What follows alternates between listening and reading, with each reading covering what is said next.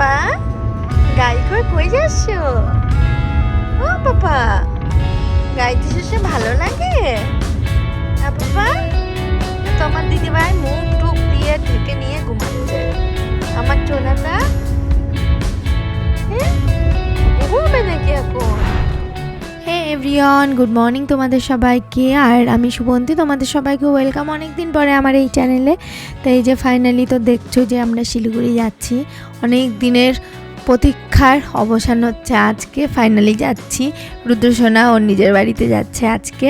তো এই যেখানটা আমরা তো বাই রোড যাচ্ছি গাড়ি নিয়ে, আর তোমরা অলরেডি দেখে ফেলেছো আমরা গাড়িটাকে একটা আমরা নিজেদের বাড়ির রুম বানিয়ে ফেলেছি। কারণ একটা তো মানে ওই গাড়িতে শোয়ার বেড কিনেছিলাম, তো ওই বেডটা না হলে হতেও না আমাদের। আর তিনজন আমরা ভালোভাবে এখানটায় কমফোর্টেবল ভাবে আমরা এখানটায় মানে অ্যাডজাস্ট হয়ে গেছি। জোজো তো না শুয়ে যেতে পারে না। আর এই যে আমরা এখানটায় এই জায়গাটার নাম আমি ভুলে গেছি, তো ওখানটায় আমরা ব্রেকফাস্ট করি যাওয়ার সময়, কারণ রুদ্রকে নিয়ে যাচ্ছি আর খাওয়া দাওয়া একদম ক্যারি করিনি, তার জন্য আমরা ব্রেকফাস্ট করছি। আর জোজো বলেছিল যে আমি ম্যাগি খাবো, তো যার জন্য ওর জন্য ম্যাগি নিয়েছিলাম। আর এখানটায় বর আর শিবুর জন্য আলুর পরোটা নেওয়া হয়েছিল। আর আলুর পরোটার সঙ্গে কত কিছু দিয়েছিল, আর সত্যি এত টেস্টি ছিল না, কিন্তু সাইজে অনেক হিউজ সাইজ, মানে অনেকটা বড়। আর এই ডগিগুলো এখানটাই থাকে, আর ডগিগুলো না মানে একদম কাছাকাছি এসে যাচ্ছে আর আমি খুব ভয় পাচ্ছিলাম। আর এই যে এখান থেকে আমরা ডুয়ার্সতে যাচ্ছি, ডুয়ার্সের ভিউগুলো এত ভালো থাকে। আর ওই যে ওইদিকে দেখো জোজোকে, মানে ওর কোনো সেন্সই নেই এইদিকে যে ওর পেট টেট বের হয়ে আছে। আর এখানটা আমরা ভালোভাবে শুয়েছিল ও, বাট কিছুক্ষণ পদে ও আবার এই দিকে মুভ হয়ে গেছিলো, মানে এই সাইডটা হয়ে শুয়েছিল।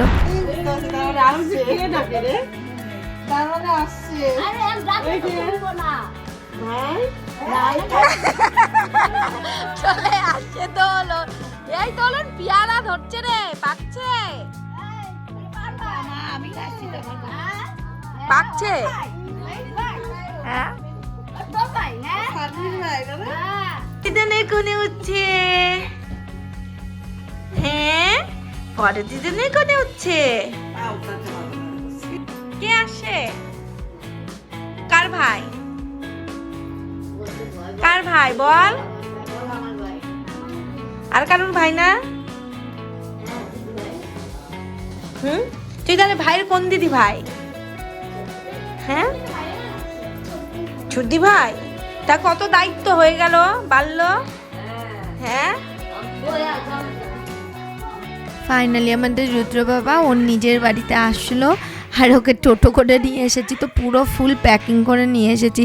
কারণ এখানটায় বর বলেছিল আমাকে আগে যে আমি যাব বাড়িতে, বাট ও যায়নি।